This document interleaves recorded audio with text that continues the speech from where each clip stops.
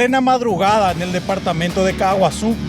Así se moviliza la policía en estos momentos para tratar de capturar a la gavilla que el 7 de julio pasado perpetró un asalto tipo comando contra la sucursal de Visión Banco en el distrito de Liberación. Estamos subiendo el exuberante Cerro San Joaquín en una zona considerada por la policía como el principal bastión de la banda de asaltantes que robó más de 1.200 millones hace 2 meses en un asalto contra Visión Banco en el municipio de Liberación, departamento de San Pedro. Hay un equipo de avanzada de la policía que incursionó a pie para tratar de cubrir un posible escape de los delincuentes en caso de que intenten reaccionar.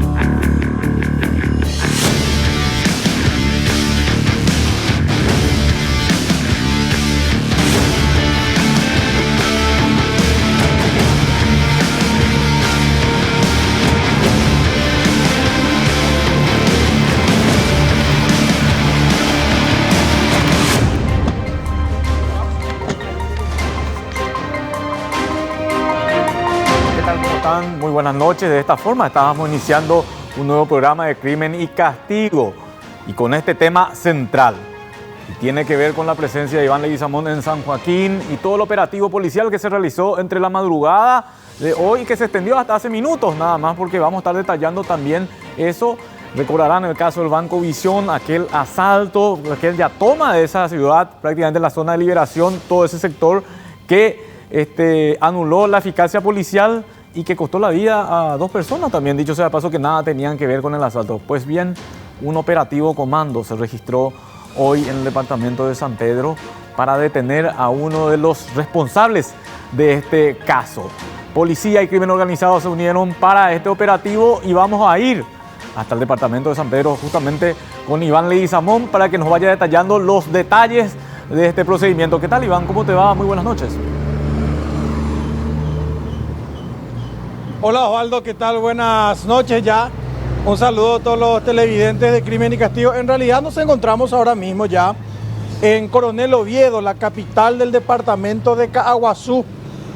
Salimos hace un par de horas de la zona de San Joaquín, Osvaldo, donde estuvimos desplegados desde ayer domingo para esta serie de operativos, 5 en realidad, que se hicieron en conexión, como decías, con el asalto fatal que ocurrió el 7 de julio pasado en el municipio sanpedrano de Liberación, Osvaldo. Sí, Iván, estuvimos siguiendo muy de cerca todo ese operativo, muy temprano, empezaba a las 4 de la mañana, ya a través de la plataforma de ABC ibas detallando paso a paso lo que iba ocurriendo. Un detenido muy importante, por cierto, porque forma parte de este grupo, así es que vamos a ir contando cronológicamente el trabajo que hicieron los investigadores, del cual un equipo ABC TV fue testigo, ¿no? ¿Cómo no, Osvaldo? Para que la gente entienda, el 7 de julio fue un domingo, poco después de la medianoche, en los primeros minutos de aquel domingo 7 de julio, el municipio de Liberación quedaba conmocionado con una serie de explosiones que ocurrieron de manera consecutiva, en pleno centro de Liberación. El municipio anteriormente conocido como Cruce Liberación, ahora ya tiene categoría, ya tiene rango de distrito. Era Petit Domingo con M, como se dice, muchísima gente por la calle, muchísima gente con amigos reunidos. Esta ciudad funciona sobre la ruta 3, en el kilómetro 281. De repente, la tranquila noche madrugada se vio interrumpida por la irrupción de al menos 30 a 50 hombres que literalmente tomaron la ciudad. Se apoderaron de ella. 10 delincuentes montaron una especie de barrera, de barricada a un lado de la ruta 3, en uno de los accesos a la ciudad, yendo de Asunción hacia Concepción, para que tengan una idea. Y otro grupo similar bloqueó también el tránsito de vehículos del otro lado, es decir, en el sentido opuesto, viniendo de Concepción o de San Pedro hacia Asunción. Se apoderaron completamente de la ciudad. 4 policías estaban de guardia en esa comunidad, nada pudieron hacer. Mientras 10 delincuentes bloquearon el tránsito en un lado de la ruta 3, otros 10 hicieron lo mismo en el sentido opuesto. Por lo menos 10 a 20 delincuentes más tomaron por asalto la sucursal de Visión Banco, que funciona en plena ruta 3. Los delincuentes tenían la intención de robar los 2.400 millones que había esa noche y madrugada en la bóveda del banco. Utilizaron una modalidad casi igual a la que acostumbra a emplear el grupo brasileño Primer Comando de la Capital, PCC, que es dinamitar, volar con explosivos la bóveda. Pero por lo visto, Osvaldo, el explosivista que trabajó en este grupo era o inexperto o calculó de más, porque con las 4 bombas, con las 4 dinamitas que utilizaron, en realidad terminaron destruyendo la bóveda. Tanta carga explosiva utilizaron que al final la estructura de material de la bóveda se derrumbó y prácticamente dejó sepultados 1.200 millones. El resto, es decir, la otra mitad, los otros 1.200 millones, en su mayoría los billetes quedaron completamente destruidos con la explosión o con los escombros, etc. Es decir, el dinero líquido, la plata que pudieron haber robado aquella madrugada, dicen algunos que no superaría ni los 300 millones, porque hasta interailan Bocapú, hoy Osvaldo, que, oye, y será mi pa la plata. Entonces, oye, por no agarrar y cuál de maleca tu mío, oye, agarrar billetes también de baja denominación. Algunos teniendo en cuenta que el banco había cerrado ese viernes, que no había movimiento en las últimas horas de aquellos días. Eso en cuanto a lo estrictamente financiero, al robo en sí.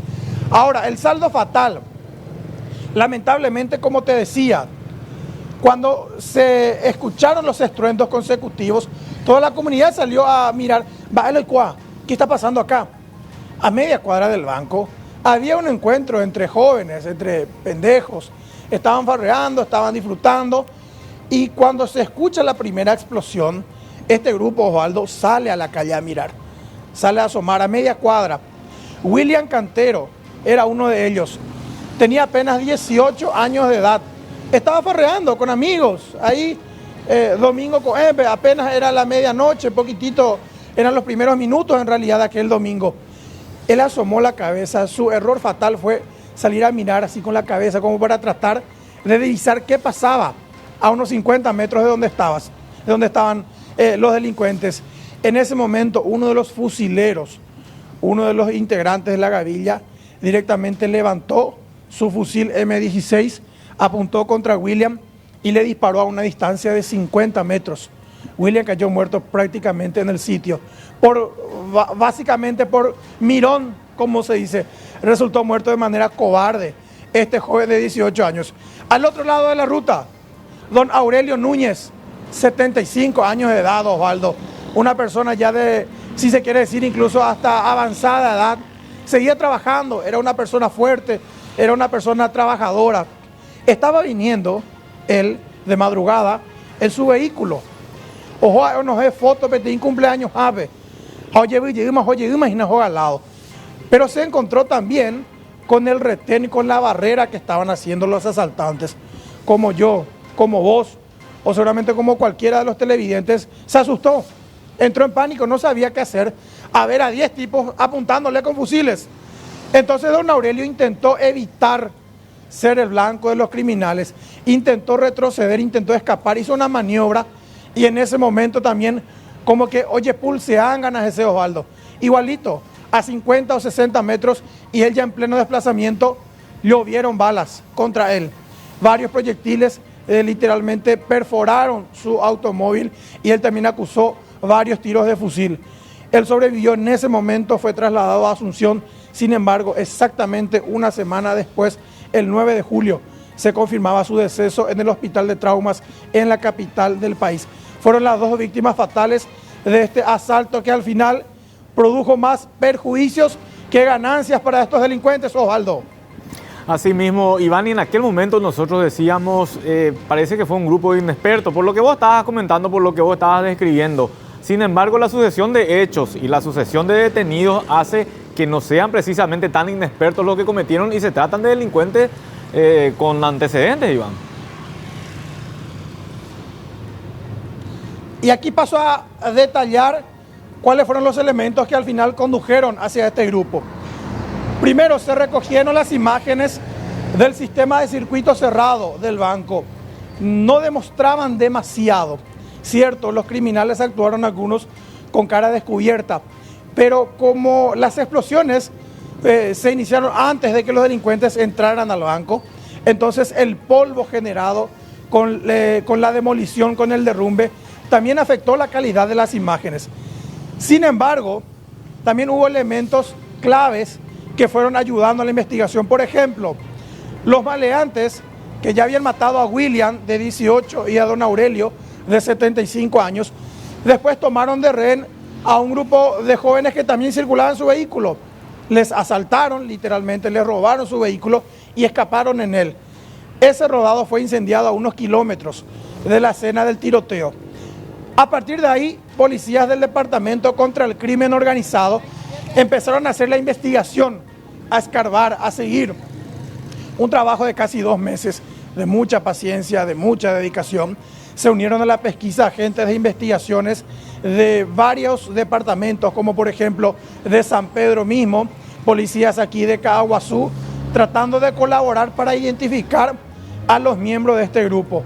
Entre los elementos fácticos recogidos, por ejemplo, se interceptaron al menos 2 números de teléfono, de celular, que operaron, que estuvieron activos, es decir, que hicieron llamadas antes, durante y después del asalto. Es decir, hoy cola asalto, Gina, y ahí mismo los asaltantes, algunos de ellos, estaban utilizando sus celulares, llamando a sus demás cómplices para coordinar. Por ejemplo, el que estaba dirigiendo el ataque con bombas dentro del banco, le llamó, por ejemplo, a uno de los que estaba encargado del retén sobre la ruta. En todo momento le preguntaba, ¿cómo van ahí? ¿Están resistiendo? ¿Están atajando a la gente? Cosas así.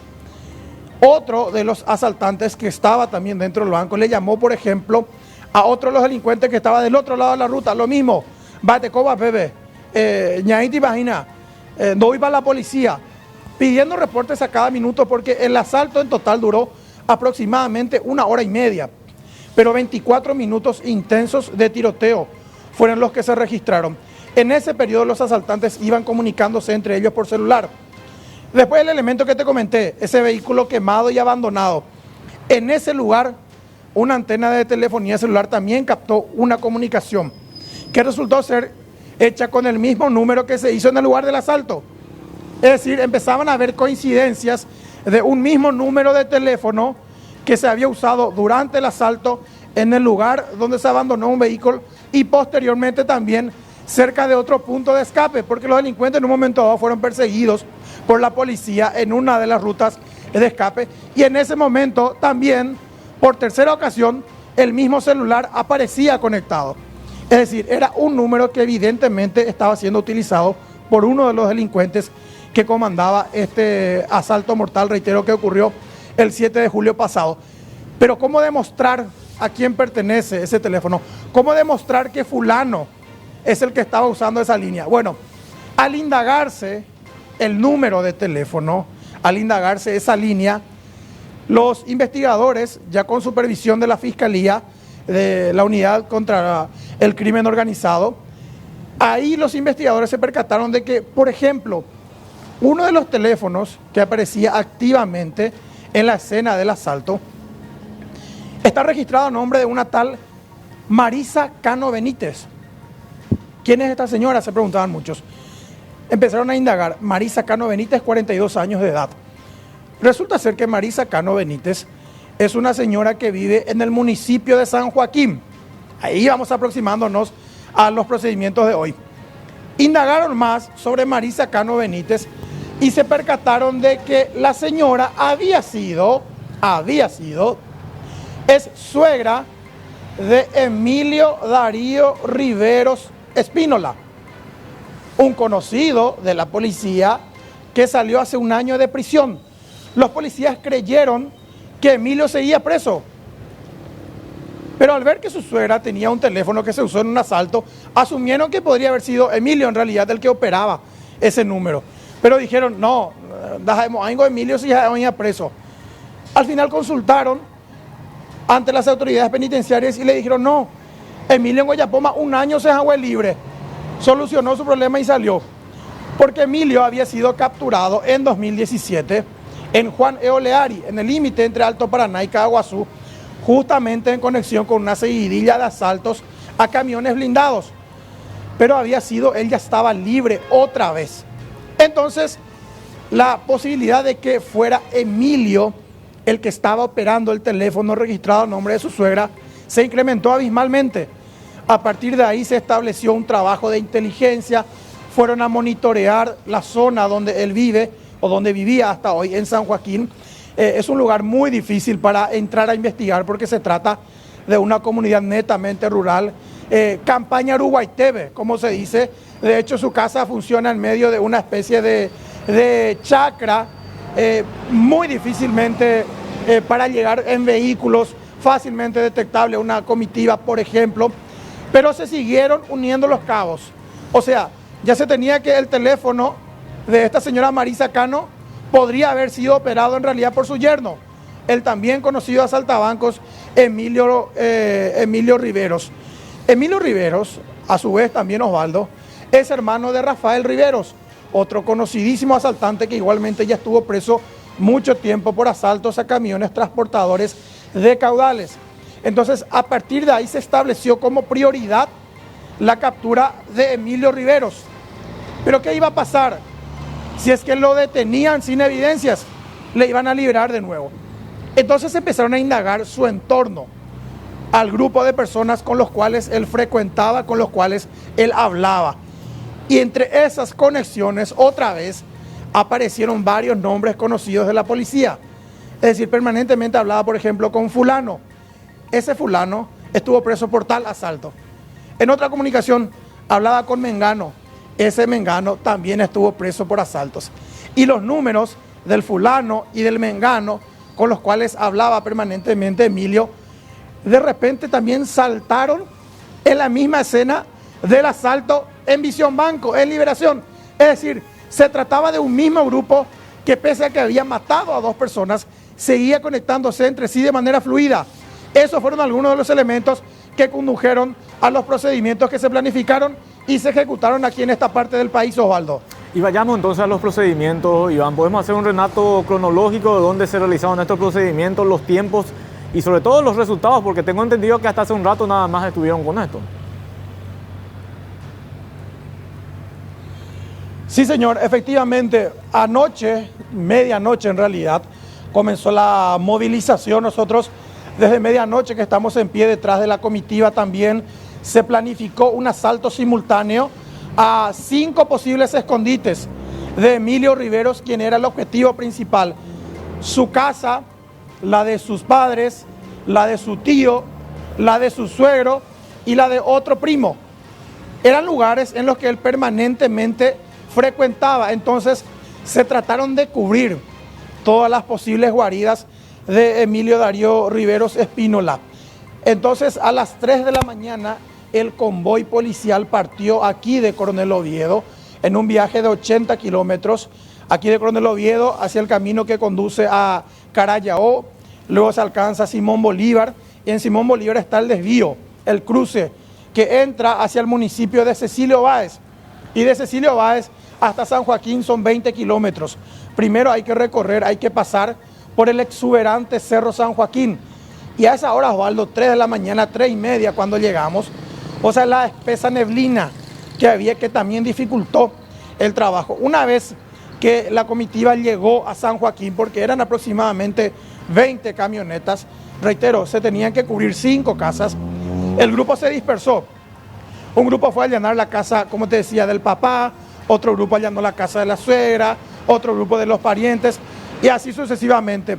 Nosotros nos centramos en 3 de los 5 procedimientos porque tampoco están uno al lado de otro. Como te decía, campaña Uruguay, entonces en Daipori, la Administración de Huicuay, justo un grupo de élite, el grupo designado para asaltar la casa de Emilio Riveros, tuvo que dejar su vehículo a 2.000 metros.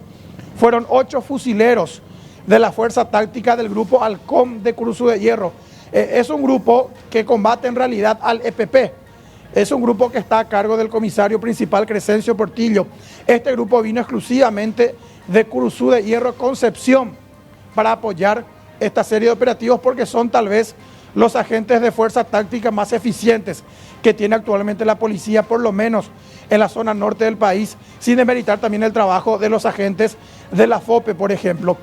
8 fusileros dejaron su vehículo a 2.000 metros, caminaron por el monte, por la chacra, en medio de la madrugada y con un intenso frío, Osvaldo. La sensación térmica en ese momento, no quiero ser exagerado, pero orillaba los 3 grados. Teniendo en cuenta que estábamos en la falda del Cerro San Joaquín. Los tiradores, los agentes del grupo táctico, rodearon la casa en silencio cuando provino la orden por radio, ahora, entren, fue la orden. Entonces estos agentes rompieron una ventana lateral de la casa de Emilio Riveros, que como te dije, está en medio de una chacra, o sea, no hay vecinos cercanos. Con la culata del fusil rompieron una ventana, entraron por ahí los fusileros perfectamente equipados. Riveros aparentemente estaba borracho, poniendo una moitera, Osvaldo, porque se notaba que estaba tomando cerveza la noche anterior. Anoche por lo visto estaba farreando y se nota que Oñeno era moité. Tatabuire se despertó en Dopillá y Locoa. Cuando él se despertó ya fue reducido, cuerpo a tierra, le tiraron. A su lado estaba su mujer de 20 años.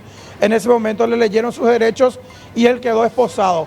En todo momento, Emilio Riveros negó, dijo: yo soy una persona trabajadora, tengo lo que tengo gracias a mi trabajo. Yo estuve 15 años fuera del país, decía, 9 años en Argentina y 6 años en España. Supuestamente la casa nueva, la casa que está estrenando, la que fue ahora allanada, los muebles y los electrodomésticos, todos nuevitos, supuestamente se los compró con dinero producto del trabajo en el campo, supuestamente de la venta de soja. Esta tesis también fue apoyada por su mujer de 20 años.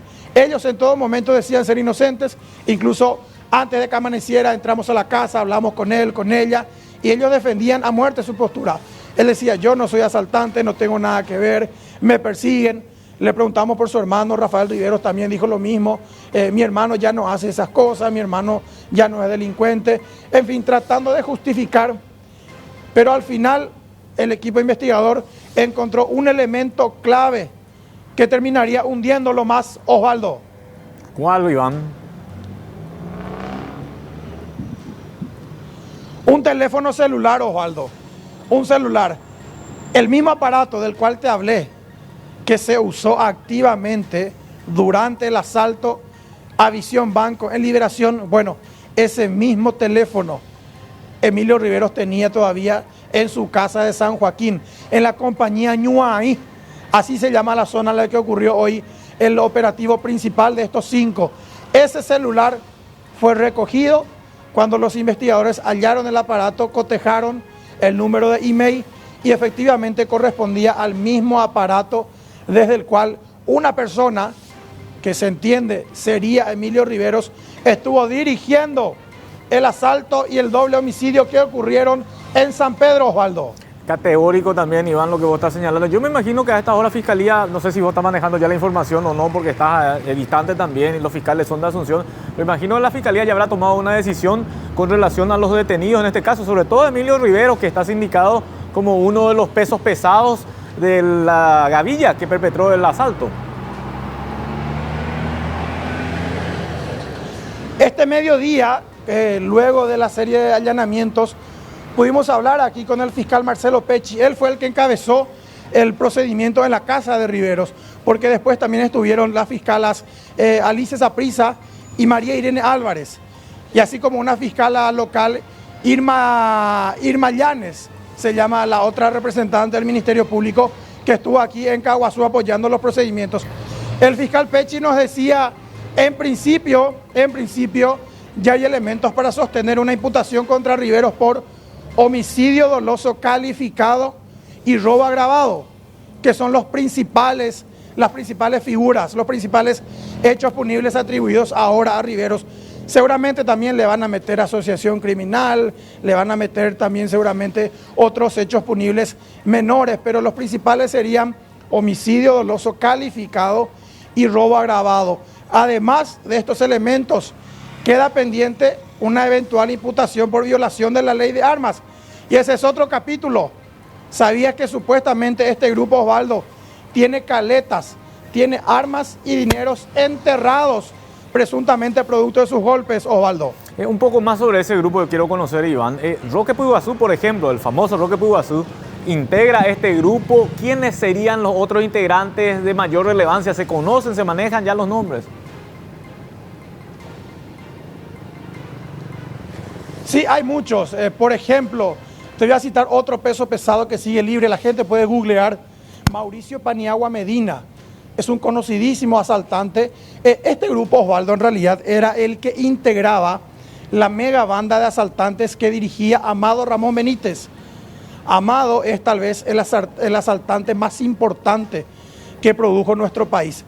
Yo siempre digo, hay dos grandes asaltantes que produjo nuestro país. Uno de ellos, considerado tal vez el más sanguinario, se llama Nelson Alfredo Escurra. Muchos lo recordarán por su apodo, Cure Blanco. Aquel que en el 95 le mató al dueño del supermercado María Cristina de Luque, el que luego en el 98 comandó una fuga masiva de emboscada y quien fue capturado en el año 2011. Él hasta ahora sigue preso en Tacumbú. Él fue tal vez el más sanguinario de los asaltantes que operó en Paraguay. Está cumpliendo múltiples condenas de 20 y 25 años. El otro asaltante más importante, más refinado, es Amado Ramón Benítez. Él fue capaz de aglutinar un grupo de 40 a 50 delincuentes que actuaban bajo sus órdenes con una precisión extraordinaria.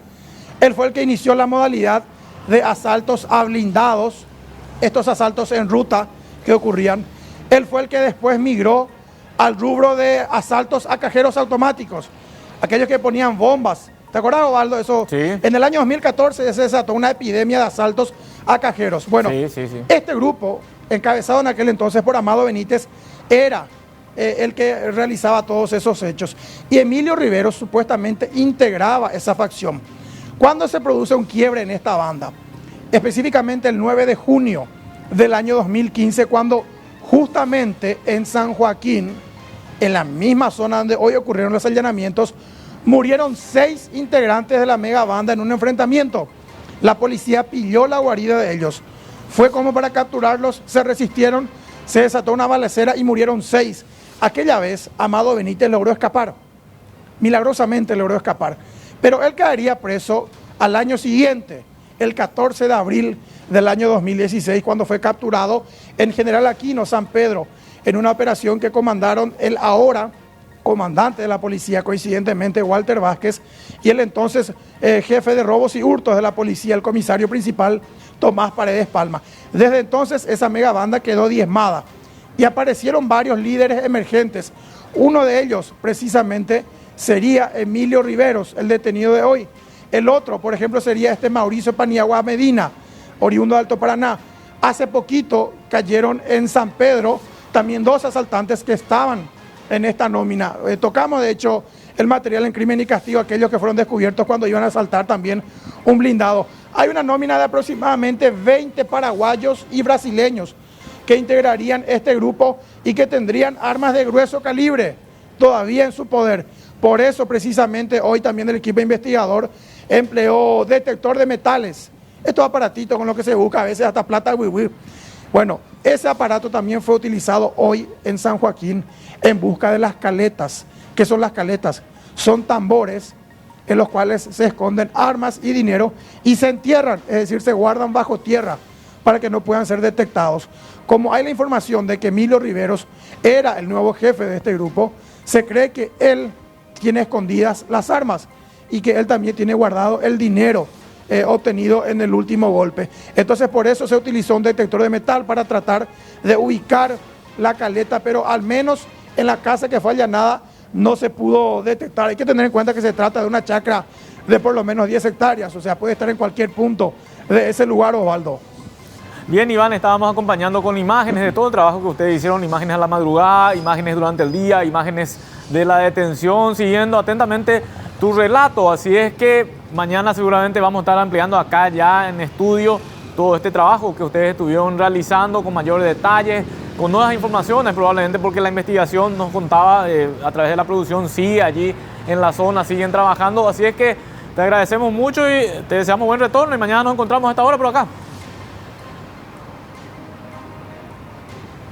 Claro, Osvaldo, claro, mañana ya vamos a estar ahí de vuelta en estudios con la gente de Crimen y Castigo. Mañana pueden enterarse también de todos los detalles, ver las fotos de este operativo en la edición impresa de ABC Color, las fotografías de nuestro compañero Roberto Zarza, también los videos captados por nuestro compañero Pablo Pérez y por supuesto también integra el equipo nuestro compañero conductor Denis Insfran, el equipo de ABC Color, ABC Cardinal, ABC TV y ABC Digital, que fue desplegado aquí para este operativo en la zona de San Joaquín, departamento de Caaguazú, Osvaldo. Iván Leguizamón, muchos éxitos, suerte, nos reencontramos.